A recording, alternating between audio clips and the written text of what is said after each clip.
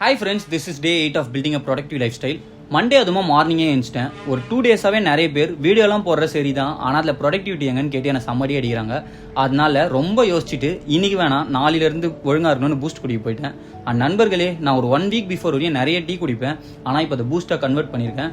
ஒரு first ஹேபிட்டை bad ஹேபிட்டாக change பண்ணியிருக்கேன். Monday motivation அதிகமாக இருந்துச்சுன்னு காலையிலேயே கிரவுண்டுக்கு கிளம்பிட்டேன். 2.5 கிலோமீட்டர்ஸ் வாக் போயிட்டு 1/2 கிலோமீட்டர் ஜாக் போனோம், அதுதான் பிளான். ஆனால் ஆர்வத்தில் 2 கிலோமீட்டர்ஸ்லேயே ஜாக் பண்ண ஸ்டார்ட் பண்ணிட்டேன். 2.8 கிலோமீட்டர்ஸில் நாக்கே தள்ளிடுச்சு. கஷ்டப்பட்டு 3 கிலோமீட்டர் ஃபினிஷ் பண்ணேன். வீட்டுக்கு வந்தால் எங்கள் அம்மா பிரேக்ஃபாஸ்ட்டே செய்யலை. அப்புறம் எனக்கு பிடிச்ச இட்லி உப்புமா செஞ்சு தரேன்னு சொல்லி என் வாயை அடைச்சிட்டாங்க.